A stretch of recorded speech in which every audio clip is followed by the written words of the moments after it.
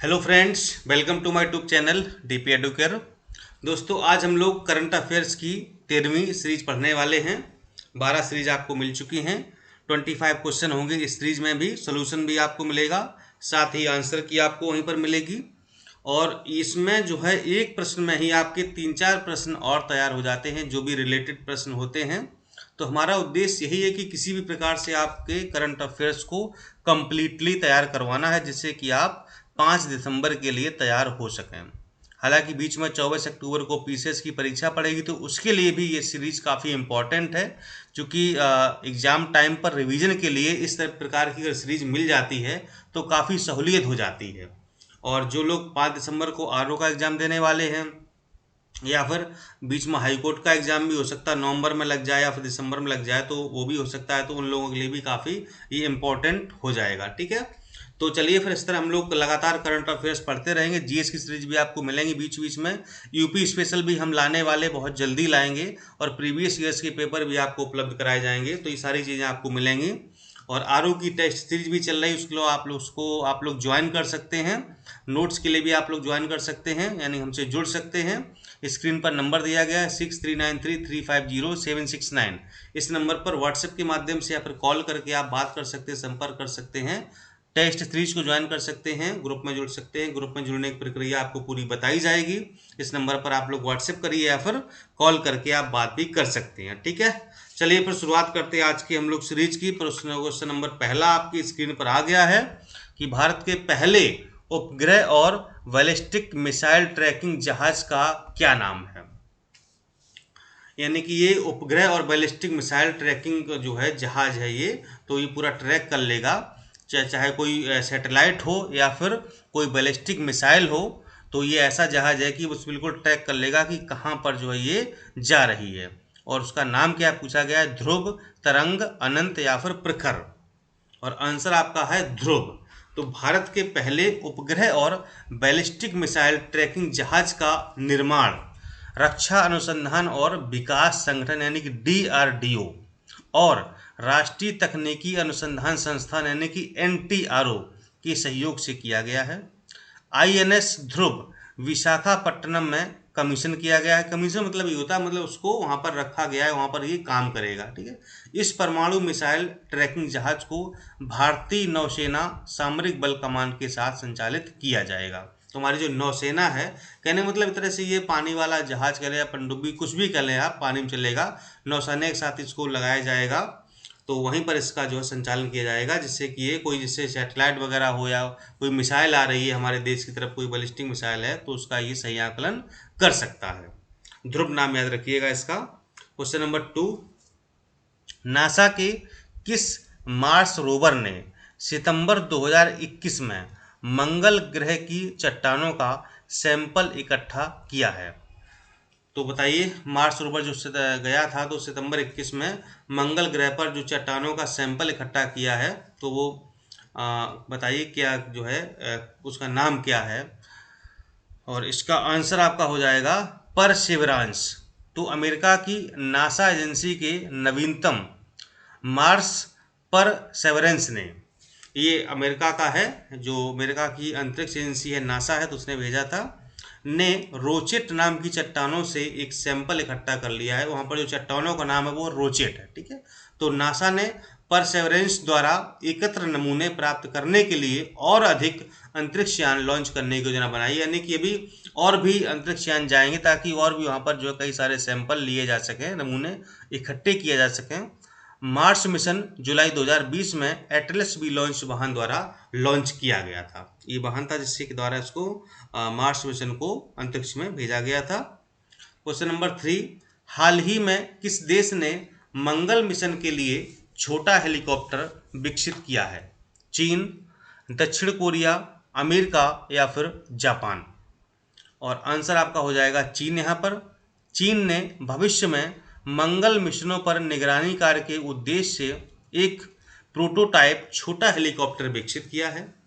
Prototype helicopter दिखने में robotic helicopter Ingenuity के समान है, जिसे नासा ने अपने परसेवरेंस मिशन के लिए विकसित किया था। चीन ने मई 2021 में अपने मार्स रोवर को मंगल ग्रह पर उतारा है। यह मंगल ग्रह पर चीन का पहला मिशन था। चीन ने 2033 में मंगल ग्रह पर अपने पहले चालक दल की मिशन की भी योजना बनाई, यानी पूरा चालक दल जो है मिशन पर अब जाएगा। अभी तो सिर्फ जो है मतलब ऐसी भेजा था सैटेलाइट, यानी कि ग्रह भेजा था मंगल ग्रह पर, एक मार्स रोवर था जिसको मंगल पर उतारा था, लेकिन अब जो है चालक वगैरह पूरा दल जाएगा। ये 2033 की योजना है चीन की। चौथा क्वेश्चन, इलेक्ट्रॉनिक कचरे से निपटने के लिए ई सॉर्स नामक ऑनलाइन प्लेटफॉर्म किस आईआईटी संस्थान ने विकसित किया है? यानी जो ई कचरा वगैरह, अब सोचिए ई कचरा क्या होता है। मान लो आपका लैपटॉप खराब हो गया, आपका कंप्यूटर खराब हो गया, टीवी खराब हो गया आपका, है ना, तो ये सब क्या है, रेडियो खराब हो गया, ये ई कचरा है। ये आप इसको क्या करेंगे, टीवी खराब होगी, अब उसको फेंकना ही पड़ेगा या कबाड़ी को बेचेंगे, ठीक है, तो क्या है, ये कचरा ही हुआ ना। अब इस कचरा का निपटान कैसे किया जाए, तो उसके लिए जो है ई सॉर्स एक प्लेटफॉर्म आया है, तो वो जो है एक आईआईटी ने इसको विकसित किया है और उसका नाम है आईआईटी मद्रास। तो देख लेते हैं कि क्या सिस्टम है ये। आईआईटी मद्रास ई सॉर्स नामक एक ऑनलाइन प्लेटफॉर्म विकसित कर रहा है जिसका उपयोग इलेक्ट्रॉनिक कचरे से निपटने के लिए किया जाएगा। ई सॉर्स एक एक्सचेंज प्लेटफॉर्म होगा जो वेस्ट, यानी कि जो बेकार हो गया है, इलेक्ट्रिकल एंड इलेक्ट्रॉनिक्स इक्विपमेंट के लिए एक ऑनलाइन मार्केट प्लेस के रूप में कार्य करेगा। इस पहल का नेतृत्व Indo German centre for sustainability द्वारा किया जाएगा, यानी कि जो हमारा इलेक्ट्रॉनिक कचरा है, जो भी इलेक्ट्रॉनिक आइटम है, इलेक्ट्रिक आइटम है, तो उनको जो ऑनलाइन मार्केट पे जो है आप लोग उसको बेच सकते हैं, मतलब वहाँ पर इसको इकट्ठा कर लिया जाएगा। तो ये जो आईआईटी मद्रास ने इस पहल को शुरू किया है ई सोर्स के माध्यम से। क्वेश्चन नंबर 5 की ओर चलते हैं। विश्व की किस सोशल मीडिया कंपनी ने 1 सितंबर 2021 को सुपर फॉलो नामक फीचर लॉन्च किया है? फेसबुक, ट्विटर, व्हाट्सएप या फिर इंस्टाग्राम? और आंसर आपका हो जाएगा ट्विटर। तो ट्विटर ने 1 सितंबर 2021 को सुपर फॉलो फीचर लॉन्च किया है। सुपर फॉलो फीचर क्रिएटर्स को विशेष सामग्री तक पहुंचने के लिए सब्सक्रिप्शन बेचने की अनुमति देता है। यह फीचर एंड्रॉयड स्मार्टफोन के साथ साथ twitter.com पर वेबसाइट पर भी लाया जाएगा। तो ये सब जो है, जो एंड्रॉयड फ़ोन यूज़ करते हैं तो उनके लिए ये है। और यहाँ पर जो भी सब्सक्रिप्शन बेचने की बात की गई है, तो ये सब प्रोग्राम जो भी है ये सुपर फॉलो, बस इतना आप रखिए, सुपर फॉलो जो है फीचर है वो किस प्लेटफॉर्म द्वारा या किस सोशल मीडिया प्लेटफॉर्म द्वारा इसको लॉन्च किया गया, वो आपका ट्विटर है। और अगला प्रश्न देखते हैं, क्वेश्चन नंबर 6। किस देश के प्रधानमंत्री योशिहिदे सुगा ने सितंबर 2021 में अपने पद से इस्तीफा देने की घोषणा कर दी है? उत्तर कोरिया, जापान, दक्षिण कोरिया या फिर इंडोनेशिया? और ये हैं आपके जापान के प्रधानमंत्री हैं योशिहिदे सुगा, जो इन्होंने अपने पद से सितंबर 2021 में इस्तीफा देने की घोषणा की थी। सुगा ने अपना कार्यकाल समाप्त करने की घोषणा की क्योंकि उनकी अनुमोदन रेटिंग अब तक के सबसे निचले स्तर पर आ गई थी। अब सोचिए, मतलब कि जो रेटिंग है वहाँ पर प्रधानमंत्री की रेटिंग की जाती है, अपने ऐसा नहीं है, तो अगर वो उनकी रेटिंग काफ़ी नीचे चली गई है तो उन्होंने खुद से अपने पद से इस्तीफा देने की घोषणा कर दी थी। Question number 7। सुहास यतिराज किस खेल में पैरालंपिक पदक जीतने वाले पहले आईएएस अधिकारी बने हैं? आपको एक जानकारी दे देता हूँ, इनका जो सुहास, आपने सुना होगा कि सुहास एल वाई, ये पहले इलाहाबाद के डीएम रहे हैं, वर्तमान में ये आपके नोएडा के डीएम हैं। सुहास एल वाई इनका पूरा नाम है। सुहास, अभी वाई से है ऐतराज, एल से कुछ और है, मैं भी आपको व्याख्या में दिखाऊंगा, मुझे भी एग्जैक्ट याद नहीं है। तो इन्होंने जो ये पैरा, चूंकि ये एक पैर से ये विकलांग हैं जन्म से ही, तो ये आईएएस बने थे और वर्तमान में नोएडा के डीएम भी हैं, इसमें हैं वर्तमान में, ठीक है। और ये जो है पैरालंपिक में हाल ही में इन्होंने पदक जीता है, तो और वो इनका खेल है आपका बैडमिंटन, ये बैडमिंटन खेलते हैं। तो नोएडा के वर्तमान जिलाधिकारी सुहास लालिनकेरे यतिराज, तो शॉर्ट में कहते हैं सुहास एल बाई, ने बैडमिंटन में पैरालंपिक 2021 में रजत पदक प्राप्त किया है। वह पैरालंपिक जीतने वाले पहले आईएएस अधिकारी भी बन गए, ध्यान रखिएगा, पहले आईएएस अधिकारी बने इन्होंने, जो है सिल्वर जीता है। और अगला प्रश्न भी इन्हीं से संबंधित है। सुहास एतराज ने किससे पराजित होकर पैरालंपिक में रजत पदक जीतने वाले पहले आईएएस अधिकारी होने का तमगा प्राप्त किया? यानी कि जब ये फाइनल में खेल रहे थे, गोल्ड के लिए खेल रहे थे, तो ये किस खिलाड़ी से हार गए थे, किस देश के खिलाड़ी से हार गए थे, जिससे कि इनको अपने रजत पदक पर ही संतोष करना पड़ा, गोल्ड इनको नहीं मिल पाया था। तो बताइए कि उनका नाम क्या है? और नाम उसका है लुकास मजूरू। तो सुहास एतराज 5 सितंबर को टोक्यो पैरालंपिक में पुरुष एकल SL4 वर्ग, एक वहाँ वर्ग होता है SL4 वर्ग के फाइनल में फ्रांस के शीर्ष वरीयता प्राप्त लुकास मजूर ने 2-1 से इनको शिकस्त दी थी। लुकास ने भारतीय बैडमिंटन खिलाड़ी सुहास को 21-15, 17-21 और 15-21 से हराया था।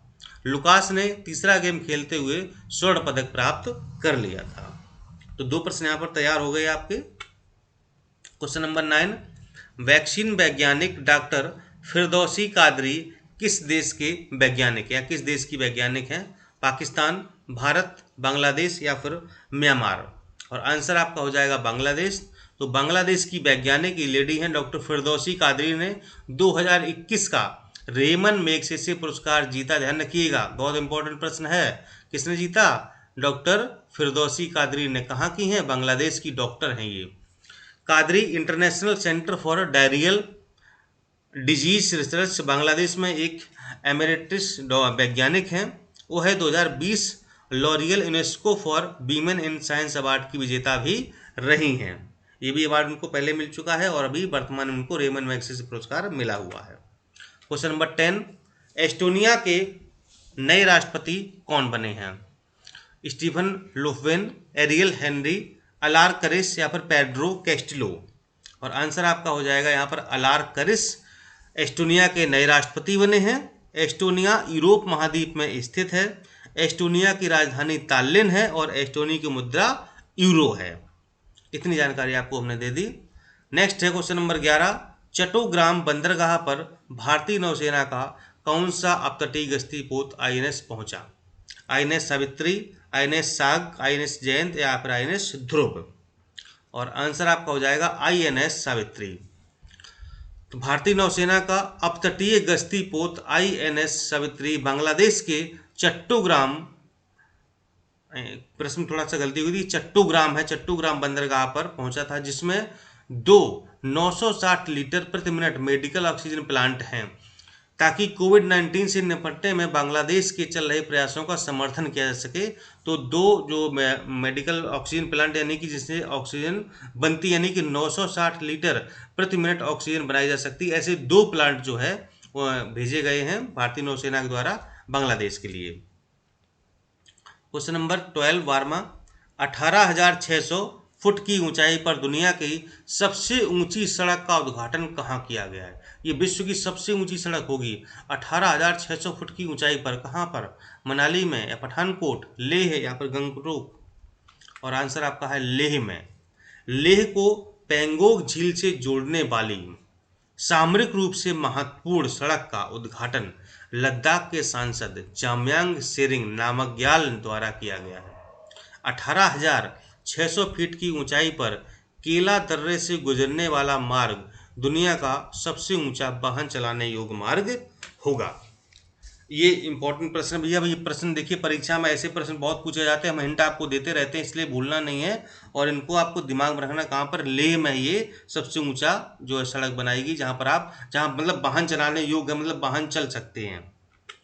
क्वेश्चन नंबर 13, 3 सितंबर 2021 की घोषणा के अनुसार भारतीय स्टेट बैंक ने अपने अतिरिक्त टियर 1 यानी कि AT1 बॉन्ड के माध्यम से कितने करोड़ रुपए जुटाए हैं? 4,000 करोड़ रुपए, 3,000, 2,000 या फिर 5,000 रुपए? और आंसर आपका हो जाएगा यहाँ पर 4,000 करोड़ रुपए। तो भारत की सबसे बड़ी ऋणदाता बैंक कौन है? भारतीय स्टेट बैंक ने 3 सितंबर 2021 को घोषणा की कि उसने अतिरिक्त टियर 1 बॉन्ड के माध्यम से, कोई अतिरिक्त टियर 1 के नाम से बॉन्ड जारी होता है, उसने बॉन्ड जारी किया था, तो 4,000 करोड़ रुपए जुटाए हैं। AT1 बॉन्ड को परपेचुअल बॉन्ड्स भी कहा जाता है। इन बॉन्डों के जारीकर्ता बॉन्ड को कॉल या रिडीम भी कर सकते हैं, मतलब कॉल कर सकते हैं या उनको मतलब कह सकते हैं कि जैसे तुमने किसी ने पैसा दिया तो अपना पैसा ले लो, बॉन्ड हमको वापस दे दो, ठीक है। यदि उन्हें सस्ती दर पर पैसा मिल रहा है, खासकर जब ब्याज दरें घट रही होती हैं, तो उस दौरान अगर बैंक के पास बहुत पैसा आ गया तो फिर वो आपके बॉन्ड को खरीद भी सकता है या वापस बुला सकता है।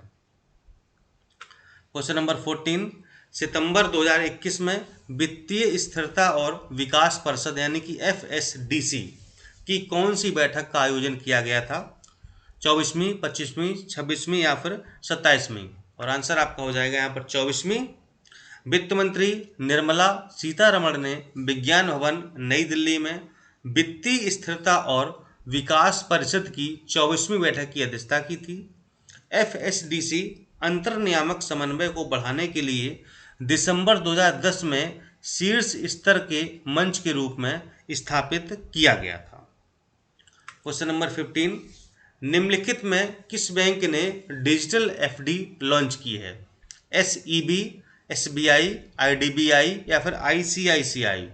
और ये बैंक है जिसने FD लॉन्च की है डिजिटल तरीके से, वो है आपकी SEB, Equitas small finance bank. इसका पूरा नाम समझिए, इक्विटास स्मॉल फाइनेंस बैंक ने एक नई पहल शुरू की है जो गूगल पे यूजर्स को, जो लोग गूगल पे का यूज करते हैं, बैंक खाता खोले बिना केवल 2 मिनट में गूगल पे पर सावधि जमा यानी कि फिक्स डिपॉजिट बुक करने में सक्षम बनाती है।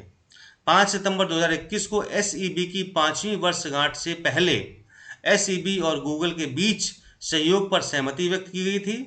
FD बुक करने की यह सुविधा गूगल पे के उन यूजर्स के लिए उपलब्ध होगी जो एंड्रॉयड डिवाइस पर ऐप का उपयोग कर रहे हैं। इस सुविधा के तहत FD मैच्योर होने के बाद FD का मूलधन और ब्याज सीधे गूगल पे यूजर के मौजूदा बैंक खाते में चला जाएगा। ये पूरा डिटेल आप लोग पढ़ दीजिएगा। ये पूरी योजना है जो SEB ने डिजिटल रूप से FD को लॉन्च किया है। क्वेश्चन नंबर 16, पोषण माह किस महीने में मनाया जाता है? सितंबर, अगस्त, जुलाई या फिर अक्टूबर? आंसर आपका है सितंबर में। व्याख्या देख लेते हैं, काफ़ी लंबी चौड़ी व्याख्या लेकिन इंपॉर्टेंट है, ये ध्यान रखिएगा। केंद्रीय महिला एवं बाल विकास मंत्रालय ने 1 सितंबर 2021 से शुरू होने वाले पूरे महीने को पोषण माह के रूप में मनाने का फैसला किया है। यह आज़ादी के अमृत महोत्सव के रूप में मनाया जाएगा। 1 से 7 सितंबर तक की जाने वाली गतिविधियों के लिए साप्ताहिक विषय है पौधरोपण गतिविधि पोषण वाटिका। सरकार ने पोषण अभियान के उद्देश्य पर ध्यान केंद्रित करते हुए वर्ष 2021-22 के बजट में पोषण 2 अभियान कार्यक्रम की घोषणा की थी, यानी पोषण का दूसरा चरण होगा, पोषण 2.0 कार्यक्रम की घोषणा की थी।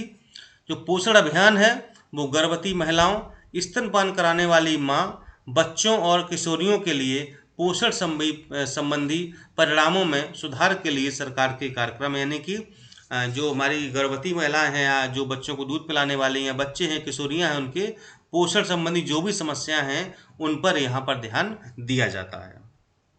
क्वेश्चन नंबर 17, विश्व नारियल दिवस कब मनाया जाता है? 2 सितंबर, 3 सितंबर, 4 सितंबर या फिर 5 सितंबर को? आंसर आपका है 2 सितंबर। तो विश्व नारियल दिवस, वर्ल्ड कोकोनट डे, हर साल 2 सितंबर को मनाया जाता है। इस दिवस को मनाने का उद्देश्य नारियल की खेती और उत्पादकता को बढ़ावा देना है और विश्व स्तर पर नारियल की खेती के प्रति लोगों को जागरूक करना है। विश्व का सबसे अधिक नारियल उत्पादक देश कौन सा है? इंडोनेशिया में सबसे ज़्यादा नारियल का उत्पादन किया जाता है। भारत में सबसे ज़्यादा नारियल का उत्पादन कहाँ पर होता है? अगर आपको जानकारी हो तो कमेंट बॉक्स में बताइए कि भारत में नारियल उत्पादक सर्वाधिक नारियल उत्पादक राज्य कौन सा है। Question number 18, bank to roots नामक पुस्तक किसने लिखी है? विकल्प है आपके सामने तमन्ना भाटिया, अमित भाटिया, सुधीर भाटिया और महिमा। चलिए तो आंसर दीजिए कि बैंक टू रूट्स पुस्तक किसने लिखी है, और इसका आंसर आपका है तमन्ना भाटिया। बॉलीवुड एक्ट्रेस तमन्ना भाटिया ने अपनी किताब बैंक टू रूट्स लॉन्च की है, जिसे उन्होंने सेलिब्रिटी लाइफस्टाइल कोच ल्यूक कॉटिन्यो के साथ लिखा है। यह पुस्तक भारत के स्वास्थ्य और कल्याण के प्राचीन रहस्यों को उजागर करती है। मतलब काफ़ी इंपॉर्टेंट पुस्तक लगती है कि स्वास्थ्य संबंधित जो भी कल्याण है, जो प्राचीन रहस्य हैं वो किस प्रकार से रहे होंगे, तो इस पर इनकी पुस्तक बेस्ड है। Bank to roots. Question number 19, portrait of a house conversations with BV. Doshi नामक पुस्तक किसने लिखी है? हर्षिता सिंह, अमरेंद्र सिंह, दयानता सिंह या फिर भपन सिंह। और आंसर आपका हो जाएगा दयानता सिंह। तो जो पुस्तक है ये जो है 2021 सितंबर 2021 में लॉन्च की गई है और ये दयानता सिंह ने इसको लिखा हुआ है, जो ऊपर आप देख रहे हैं पुस्तक का नाम। क्वेश्चन नंबर 20, न्यूरो सर्जरी के प्रतिष्ठित आंस पुरस्कार पाने वाले पहले भारतीय कौन बने हैं? डॉक्टर बसंत कुमार मिश्रा, महंत मिश्रा, डॉक्टर संदीप कुमार या फिर मयंक सिंह। आंसर आपका हो जाएगा डॉक्टर बसंत कुमार मिश्रा। ओडिशा में जन्मे न्यूरोसर्जन डॉक्टर बसंत कुमार मिश्रा को प्रतिष्ठित American association of neurological surgeon के न्यूरोसर्जरी में international life time achievement award से सम्मानित किया गया है। बसंत कुमार मिश्रा अंश सम्मान प्राप्त करने वाले पहले भारतीय चिकित्सक हैं, जो उन्हें फ्लोरिडा के ऑरलैंडो में आयोजित अंश वार्षिक वैज्ञानिक बैठक 2021 के दौरान एक आभासी समारोह में प्रदान किया गया था। आभासी समारोह मतलब जो वर्चुअल तरीके से होता है, ऑनलाइन कॉन्फ्रेंस या जो भी सम्मेलन हुआ होगा ऑनलाइन तरीके से। Question number 21, times excellence award 2021 किसने जीता है? सवर्णा रॉय, अनुराधा कश्यप, आयुष्मान खुराना या फिर विराट कोहली। आंसर आपका हो जाएगा सवर्णा रॉय। साहित्यिक कथा लेखक सवर्णा रॉय को प्रतिष्ठित टाइम्स एक्सीलेंस अवार्ड 2021 से सम्मानित किया गया है। टाइम एक्सीलेंस अवार्ड युवा उद्यमियों, नेताओं और इनोवेटर्स को पहचानने, प्रोत्साहित करने और उन्हें मान्यता प्रदान करने के लिए दिए जाते हैं। एक्सीलेंस अवार्ड यानी जिन्होंने अपने जो है कुछ अपने क्षेत्र में कुछ अच्छा कार्य किया हो या करने के इच्छुक हो तो उन लोगों को दिया जाता है ये। नेक्स्ट क्वेश्चन 22, राबो बैंक की 2021 की शीर्ष 20 वैश्विक डेयरी कंपनियों की सूची में भारत की किस डेयरी कंपनी को 18वां स्थान मिला हुआ है? ये राबो बैंक है, तो ये जो विश्व में डेयरी हैं या जो डेयरी उद्योग हैं तो उनकी रैंकिंग जारी करता है। तो जो टॉप 20 डेयरी हैं उनकी रैंकिंग जारी की गई है, जिसमें 18वें स्थान पर एक भारत की भी डेयरी उसको नाम मिला है और उसका नाम है आपका अमूल। अमूल आपने सुना होगा, गुजरात के आणंद में इसकी जो मुख्यालय है यहाँ पर गुजरात में। तो 2020 में यह 16वें स्थान पर था अमूल, अब जो है 18वें पर आ गया है। राबो बैंक का मुख्यालय नीदरलैंड के यूट्रेक्ट में है। यह हर साल डेयरी उद्योग को उनके बिक्री डेटा और वित्तीय वितरण पर रैंक देता है। टॉप 3 कंपनियां हैं, लैक्टालिस फ्रांस की है, नेस्ले स्विट्जरलैंड की है, डेयरी फार्मर्स ऑफ अमेरिका की है ये। क्वेश्चन नंबर 23, 1 सितंबर 2021 से मुफ्त पानी योजना फ्री वाटर स्कीम किस राज्य सरकार द्वारा प्रारंभ की गई है? केरल, पंजाब, गोवा या फिर दमन दीव। आंसर आपका गोवा है। गोवा देश का पहला राज्य होगा जहां लोगों को मुफ्त में पानी मिलेगा। सरकार ने 1 सितंबर से पानी का बिल कम करने का निर्णय लिया है, जिसमें 60% घरों को जीरो बिल मिलेगा। यानी कि कम तो सभी को होगा, यानी जो 40% लोग उनका भी कम होगा, लेकिन जो 60% घर हैं उनको कोई बिल नहीं मिलेगा, फ्री पानी मिलेगा। क्वेश्चन नंबर 24, 7 योजना के संदर्भ में निम्नलिखित कथनों पर विचार कीजिए। पहला, महिला उद्यमियों को बढ़ावा देने के लिए जम्मू कश्मीर में यह योजना प्रारंभ की गई है। दूसरा, योजना में स्वयं सहायता समूहों की महिलाओं के प्रशिक्षण और क्षमता निर्माण पर कार्य किया जाएगा। और इसमें दोनों कोई भी विकल्प सही नहीं है, ठीक है। इसकी व्याख्या देख लेते हैं। जम्मू कश्मीर में आजीविका मिशन के दूसरे चरण की शुरुआत कर प्रदेश में काम कर रहे 48,000 सेल्फ हेल्प ग्रुप के लिए मार्केटिंग व प्रशिक्षण सुविधा के लिए 7 योजना सितंबर 2021 में प्रारंभ की गई थी। यह योजना महिला उद्यमिता विकास के लिए प्रारंभ की गई है। तो ये है इसका जो है सही आंसर। और क्वेश्चन नंबर 25 आज का लास्ट क्वेश्चन है कि राजस्थान सरकार ने किसे बेटी बचाओ बेटी पढ़ाओ योजना का ब्रांड एम्बेसडर बनाया है? यहाँ पर राजस्थान सरकार की बात हो रही है। अवनी लेखरा, पीवी सिंधु, वंदना कटारिया या फिर नीरज चोपड़ा। देखते हैं कि कितने लोग इसका सही आंसर देते हैं। अभी आप लोग कमेंट कर दीजिए कि आपका आंसर क्या है, इसके बाद मैं आपको विकल्प बताता हूँ। ठीक है, कमेंट जरूर करिएगा। साथ में ये भी बताइए कि आज की सीरीज आपको कैसी लगी, आप क्या सुधार चाहते हैं और क्या आपकी तैयारी कैसी चल रही है, क्या कहाँ पर आपकी कमियां हैं, किस तरीके का आपको सीरीज चाहिए, किस तरीके के आपको वीडियो चाहिए, कहाँ पर आपके टॉपिक फंस रहे हैं, क्या चीज़ समझ में नहीं आ रही है, वो मैं आपको वीडियो के माध्यम से समझाने का प्रयास करूँ। ठीक है, तो ये आप लोग जरूर बताते रहिएगा बीच बीच में, क्योंकि मात्र 1.5 महीने का समय बचा हुआ है, इसमें आपको बहुत कुछ पढ़ना है, रिविजन आपको करनी है।